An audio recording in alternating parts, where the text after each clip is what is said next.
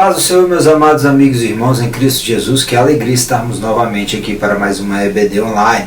No dia de hoje nós estaremos na penúltima lição, tratando aqui sobre a coragem do apóstolo Paulo diante da morte. Sim, a lição de número 12 tem como textual 2 Coríntios 4, versículo de número 11, que diz: E assim, nós que vivemos, estamos sempre entregues à morte, por amor de Jesus, para que a vida de Jesus se manifeste também na nossa carne mortal. O próprio Senhor Jesus, a Bíblia diz que ele foi como ovelha muda para o abatedouro. Sim, e também disse que haveria um tempo em que nós estaríamos como ovelhas entre lobos. O mesmo Paulo, e esse texto a gente vai trabalhar muitas das vezes ele hoje, bem como temos trabalhado ao longo do trimestre. O capítulo de número 20 vai dizer que após a partida dele, haveriam lobos devoradores que não iriam poupar o rebanho. Sim, Paulo sabia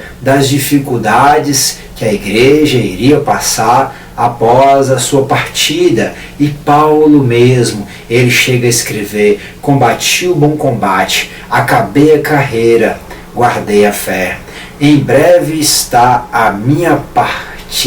Ele sabia que ele estava indo para a glória eterna. Nós iremos trabalhar sobre isso na semana que vem, quando falarmos da esperança do apóstolo, um pouco mais sobre a perspectiva de Paulo no pós-morte. Mas Paulo sabia que ele ia enfrentar a morte, e esse assunto de enfrentar a morte é algo que não é muito trabalhado nos dias de hoje. As pessoas não falam muito sobre a morte, não se prega sobre a morte, não se ensina sobre a morte, e como não se fala muito sobre a morte, nós temos uma tendência a nos preparar pouco para ela e esquecemos que na verdade ela pode ser, ainda que horrorizante para alguns, pode ser a redenção, como Paulo mesmo escrevia, falando que há uma ardente expectativa, pela transformação e a libertação do cativeiro, que é esse corpo em si. Um dia nós iremos alcançar, por intermédio da morte ou do arrebatamento da igreja, a nossa esperança. Então a morte, ela vem para todos, ela não avisa quando ela chega, ela vem para magro, ela vem para branco, ela vem para gordo, ela vem para negro, ela vem para pobre, ela vem para rico, ela vem para indígena, ela vem para americano, para africano, ela vem sem avisar, e quando ela chega, ela não quer saber, ela enfrenta todo mundo e ela vence todo mundo. O único que venceu a morte foi Jesus, que no terceiro dia ressuscitou. E é nessa esperança que dá alegria e fé para o cristão.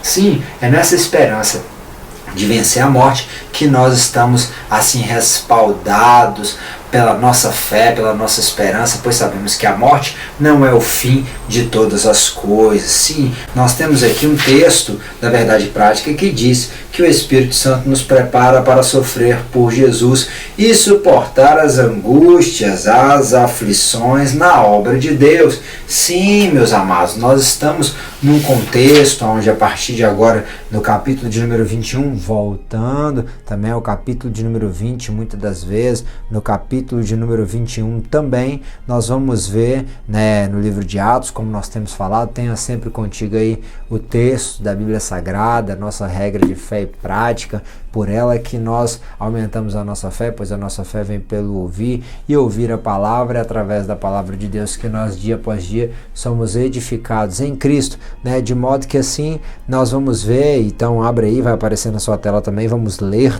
abre comigo se você puder. Nós, concluída a navegação de Tiro, viemos a Ptolemaida, e havendo saudado os irmãos, ficamos com eles um dia. No dia seguinte, partindo dali, Paulo e nós que estávamos com ele, chegamos a Cesareia, e entrando em casa de Filipe, o evangelista, que é um dos 7, ficamos com ele. Tinha este 4 filhas donzelas ou virgens, em outras traduções, que profetizavam, e demorando-nos ali, por muitos dias chegou à Judéia um profeta por nome Ágabo, e vindo ter conosco, tomou a cinta de Paulo e, ligando-se aos seus próprios pés e mãos, disse: Isto diz o Espírito Santo, assim ligarão os judeus em Jerusalém o varão de quem é esta cinta, e o entregarão nas mãos dos gentios. E ouvindo nós isto, rogamo-lhe tanto nós como os que eram daquele lugar, que não subisse para Jerusalém. Mas Paulo respondeu-nos: Que fazei vós chorando e me magoando o coração? Porque eu estou pronto não só a ser ligado, mas ainda a morrer em Jerusalém pelo nome do Senhor Jesus.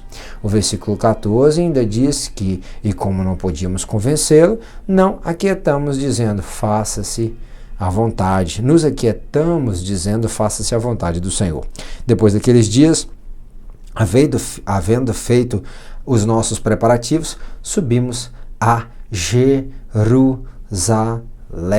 Nós temos aqui o contexto de Paulo, né, nos seus últimos idos ali, chegando na casa de Filipe. Filipe esse que aparece no livro de Atos, capítulo de número 6, como um dos diáconos, um homem cheio de sabedoria, cheio do Espírito Santo e de bom testemunho, que no capítulo de número 8 vai manifestar uma grande obra evangelística, e no capítulo de número 21 vai ser chamado de evangelista.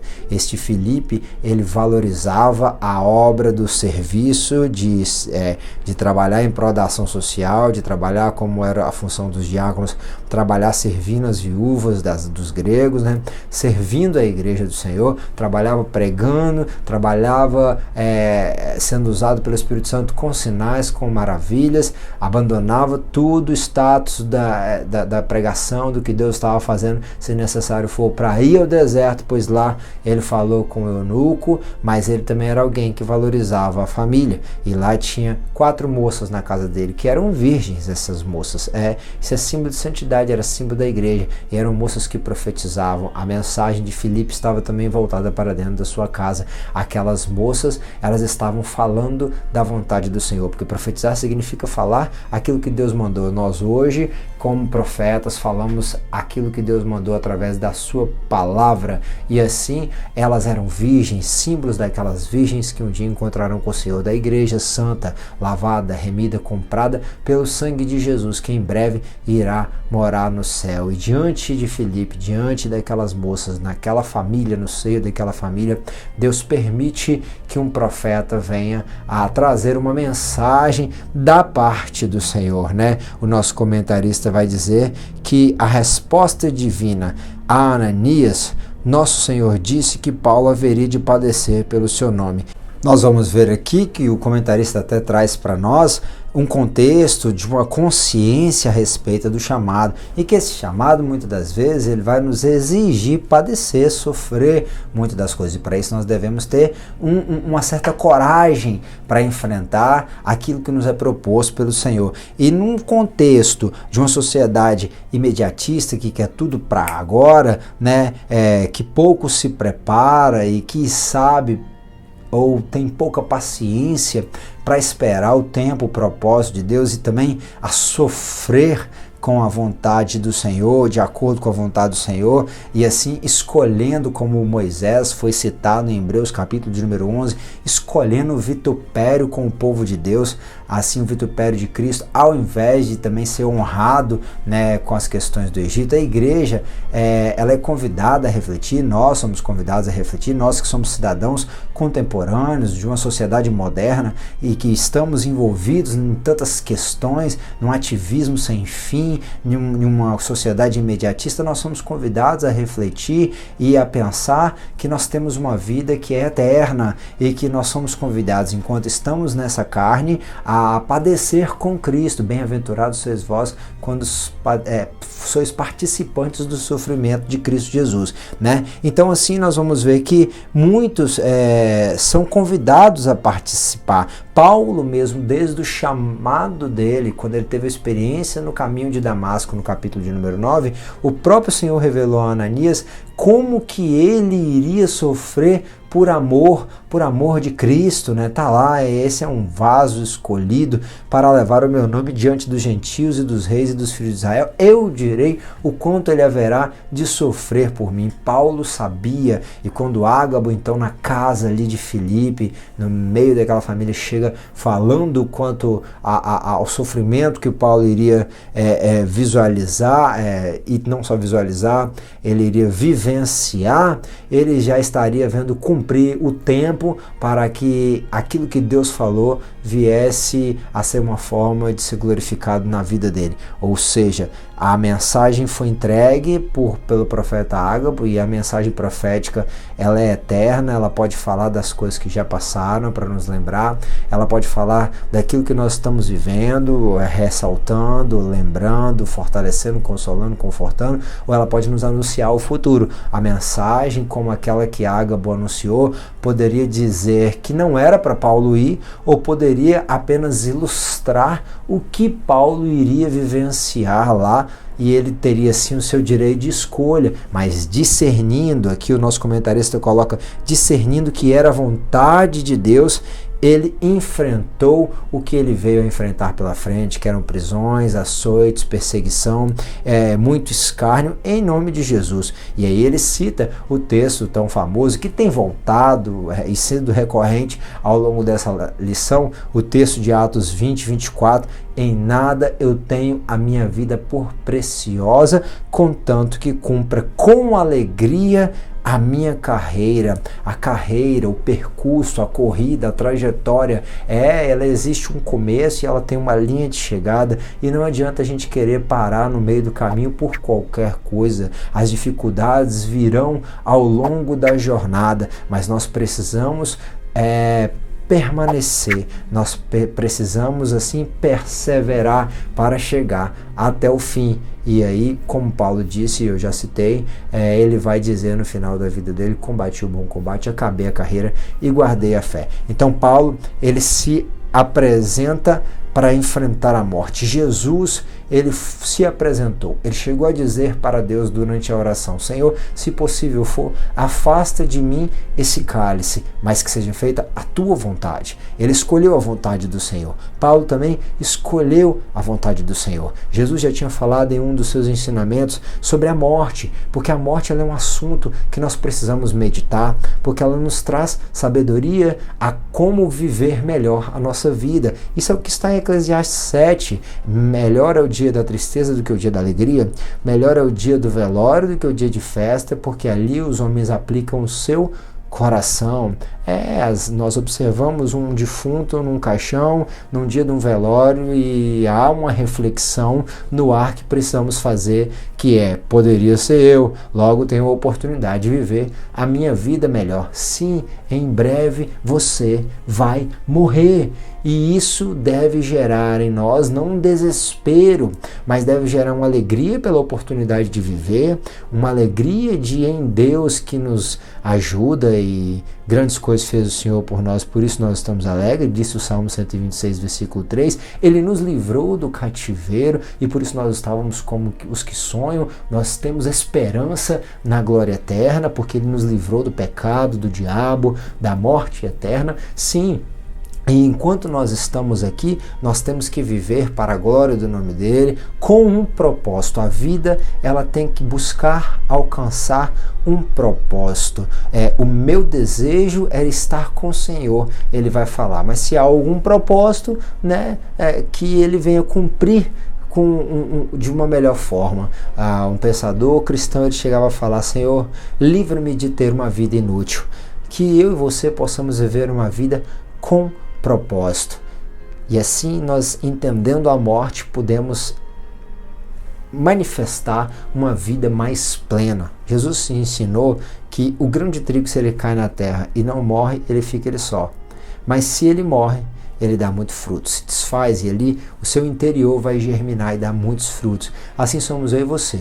Nós morremos hoje para viver eternamente. Quem não quer morrer para suas próprias vontades e não quer seguir Jesus, morre no final dessa vida e morre também eternamente. E isso é algo que nós precisamos refletir. Mas a Bíblia nos traz também alguns outros exemplos que precisam ser lembrados de pessoas que enfrentaram a morte. Você lembra lá de Esther? Mardoqueu chegou para ela e falou: olha, talvez para isso você chegou até o reinado. Para isso o que, Diego? Só para te lembrar, o povo estava, Amã havia levantado um édito para matar os judeus, inclusive Esther, inclusive Mardoqueu iriam morrer, o seu povo iria morrer, e agora Mardoqueu chega até Esther convidando ela a se apresentar diante do rei para suplicar misericórdia, mas ninguém poderia chegar até diante do rei sem ser chamado. Isso poderia gerar a morte. E Mardoqueu fala: olha, talvez para isso você chegou até aí. Então ela se enche de coragem.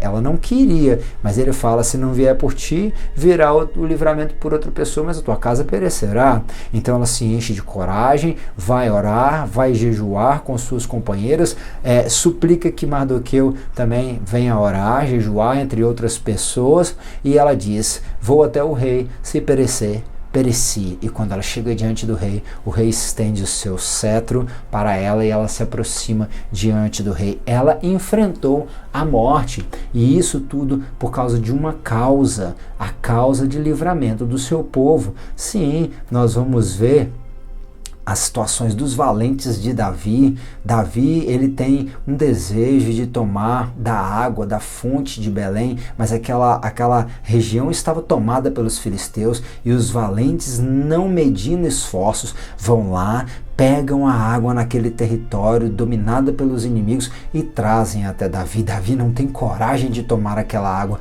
mas os homens, eles tiveram coragem de enfrentar a morte para realizar o desejo do rei. Eu e você somos convidados como valentes, não do rei Davi, mas do rei Jesus, a enfrentar a morte, se necessário for, para que o desejo do rei seja realizado. O desejo do rei, na verdade, não é beber da água da fonte de Belém. Ele é a fonte da vida, e o desejo dele é que outras pessoas saciem a sua sede, pois aquele que bebe da água que ele dá, a água que ele dá salta para a vida eterna. Isso é extraordinário. Sim, Estevão estava à beira da morte, mas não deixou de pregar. Estevão estava sendo acusado, mas não deixou de falar a verdade. Estevão viu a glória de Deus, e falando sobre a glória de Deus, foi arrancado para o lado de fora, foi apedrejado, e antes de morrer ainda se manteve na verdade e orou para que aquele povo fosse perdoado. Existem milhares de pessoas. Ana orou e chorou, mesmo sendo perseguida por Penina. Sim, ali nós temos a figura de Micaías, o profeta, mas que estava preso, e a qualquer momento, por falar sempre a verdade, poderia desagradar ao perverso rei Acabe, mas ele mantinha-se na verdade, falando a verdade. Caleb abraçou a promessa de Deus junto dos outros 12 espias. Ele e Josué acreditaram na promessa, os outros 10 não. Morreu toda a geração, mas Josué e Caleb acreditaram na promessa. Cerca de 40 anos depois, Caleb, já com cerca de 85 anos, ele vira para Josué e fala: eu estou tão forte quanto eu estava antes para conquistar. Ele sabia que naquela terra tinha gigantes, ele sabia que ele poderia morrer no meio da batalha, mas ele acreditava naquele Deus que tinha prometido para ele uma terra, e ele foi enfrentar a morte em prol de assim requerer para si a promessa. Isso é extraordinário, mesmo ao longo dos anos, mesmo idoso já. Pedro dormia na prisão, Tiago tinha acabado de ser morto, decapitado, e Pedro provavelmente seria o próximo, mas ele estava aflito, angustiado, estava atribulado? Não, ele estava dormindo, ele estava descansando no Senhor, e o anjo veio e o liberta daquela prisão.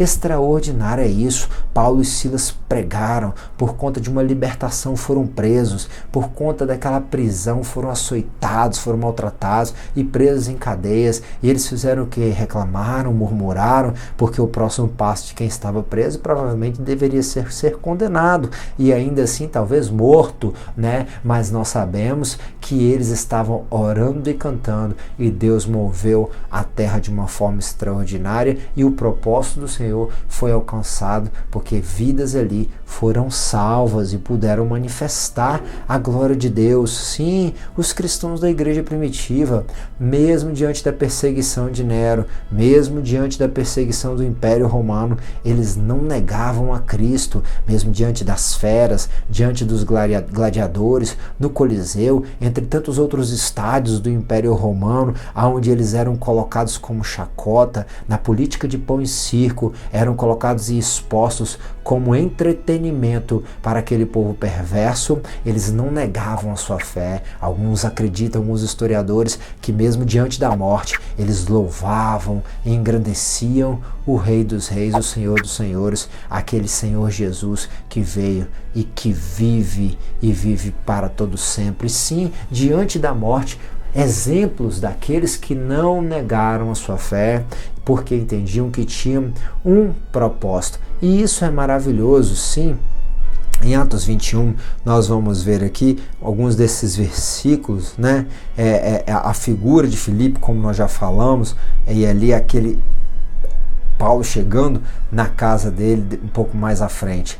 Lá no capítulo de número 20, voltando ao capítulo de número 20, né, aí está no subtópico 2 do tópico 1, quando Paulo chega a Mileto, né, ele mandou a Éfeso chamar os anciãos da igreja.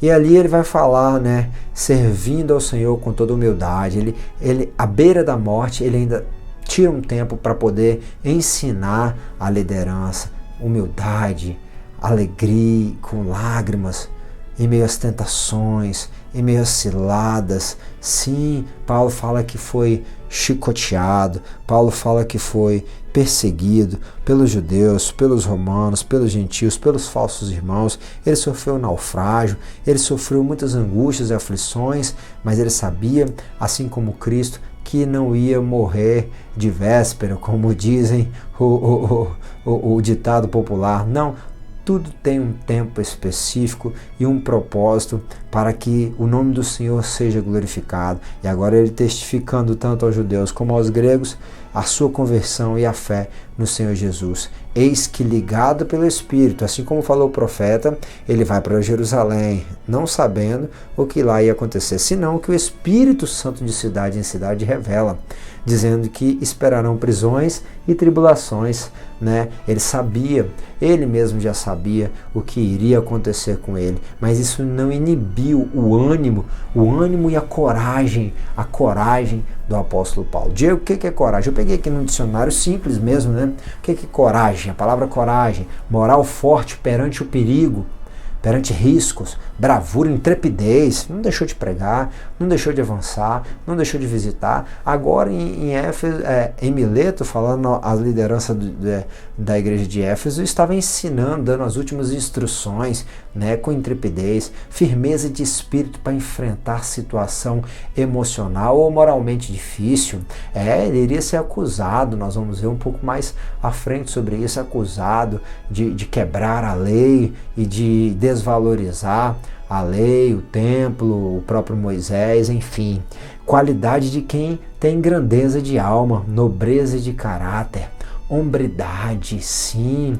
A nobreza do caráter de Paulo estava nele se gloriar em Cristo, na cruz de Cristo, sabendo o grande amor que Deus havia manifestado por ele, sendo ele o pior de todos os pecadores, e isso dava para ele uma grande alegria. Vós sois o meu galardão, ele falou aos Coríntios e entre outras igrejas, porque aquele povo, a obra que ele fez para Cristo, isso alegrava ele extremamente, né? O caráter que está relacionado ao conjunto de questões que formam a personalidade humana. O caráter de Paulo era formado no ensinamento que ele recebeu, em especial naquilo que o Senhor tinha forjado nele, o Espírito Santo forjando nele a imagem de Cristo. Portanto, ele podia dizer: sede meus imitadores, como eu sou imitador de Cristo.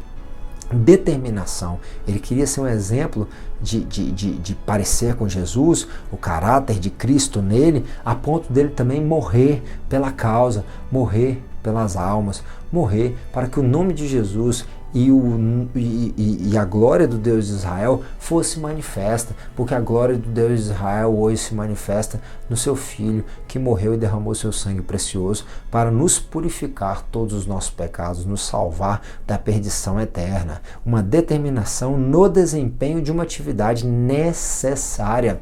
É extremamente necessário. Nós estamos um trimestre inteiro estudando a vida de um homem que foi ímpar em toda a história do cristianismo, na história da igreja. Nenhum outro homem fez tanto pelo cristianismo como Paulo, o apóstolo dos gentios, aquele que foi extremamente empenhado na atividade de pregar, de ensinar. Ele gastou e se deixou gastar por amor da obra de Deus em tudo buscando agradar o nome do Senhor, como nós já lemos, com humildade, com lágrimas, não tendo a sua vida por preciosa, com zelo pela igreja do Senhor, como ele vai falar lá na frente, aos Efésios, também aos Coríntios, com zelo como alguém que vai entregar uma noiva, né? Uma noiva pura, sem mistura. Ele perseverou, ele manteve-se inabalável e foi tenaz, né? A tenacidade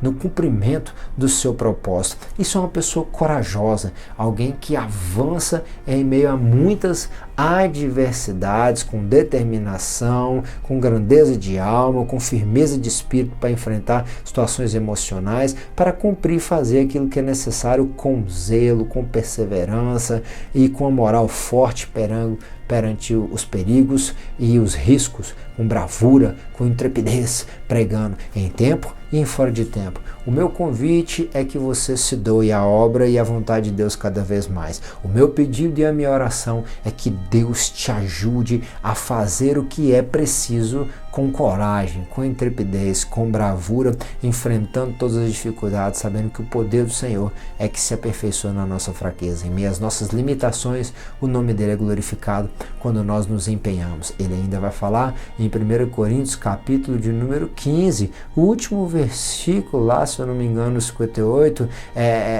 o vosso trabalho no Senhor não é em vão, sede sempre constantes, firme e abundantes em toda a obra de Deus, e isso é maravilhoso, né? Nós vimos então que Paulo vai continuar falando ali no capítulo de número 20, que ele nunca deixou de anunciar todo o conselho de Deus.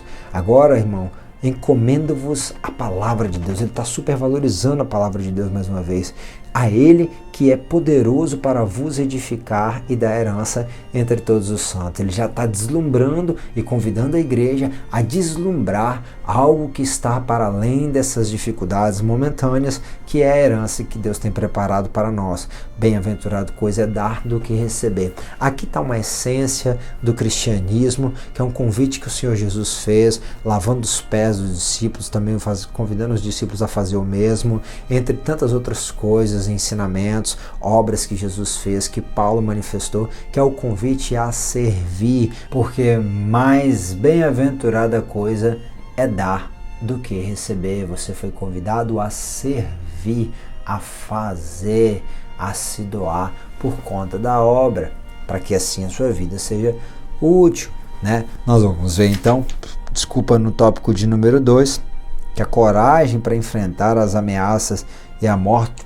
Paulo buscou ouvir a voz do Senhor, né? E ali quando os discípulos falam para ele, não, você não deve ir, ele se entristece, não fala assim, por favor, essa tristeza de vocês me comove, estou conjecturando para vocês entenderem, né? Eu estou disposto a morrer em Jerusalém.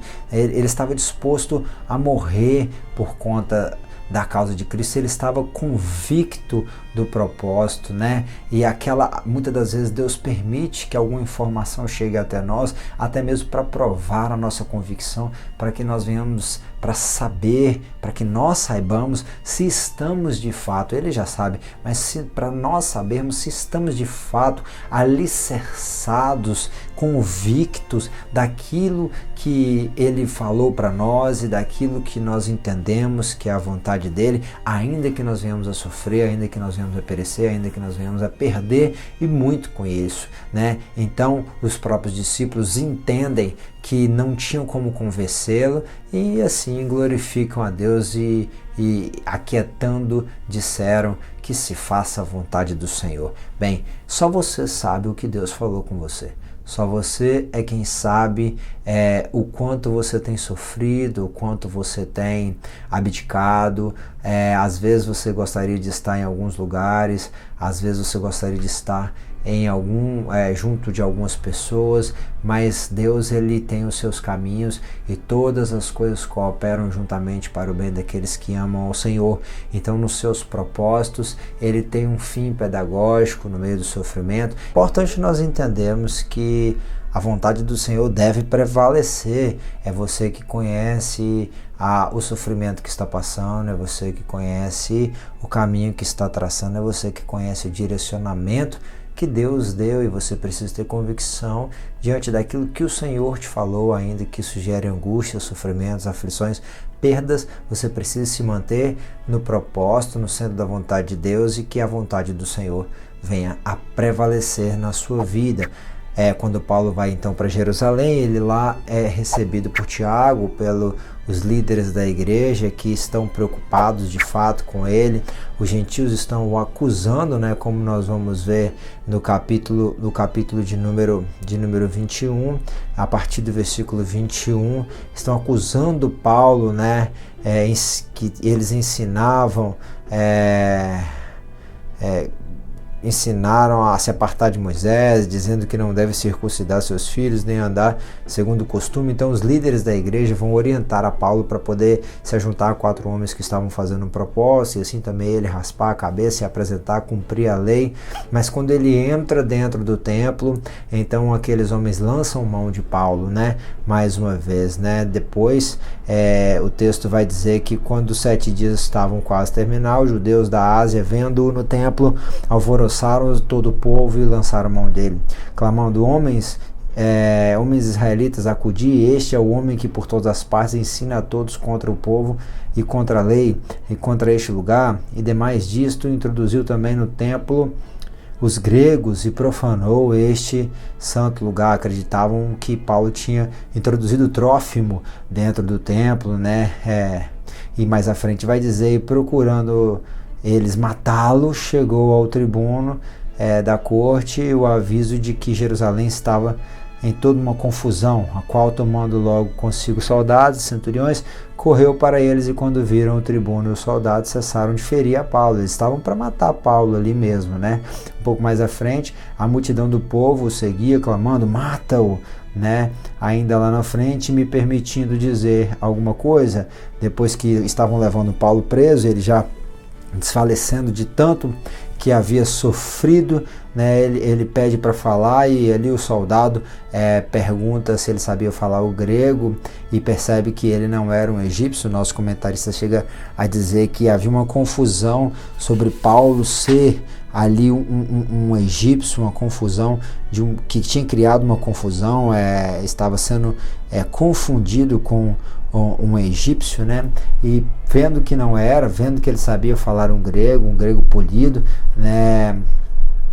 Então ele vai dizer que ele era um homem judeu, mas cidadão de Tarso, e cidade não pouco célebre na Cilícia, rogando então, pedindo para falar para o povo. Mas quando ele vai falar para o povo, ele agora que fala o grego com o cidadão romano, com o centurião, agora para o povo ele vai falar em hebraico. Isso chama a atenção do povo. Ele não descaracteriza os seus fatores culturais, ele abre mão sim, ele usa de todas as habilidades que ele tinha para que o propósito do Senhor fosse cumprido, né? Então nós vemos que Paulo ali, diante daquelas situações, ele está encarando a morte, não está renunciando, e ali ele vai trazer um discurso para aqueles judeus, falando de todo o sofrimento, do seu processo, de como ele havia sido despertado pelo Senhor.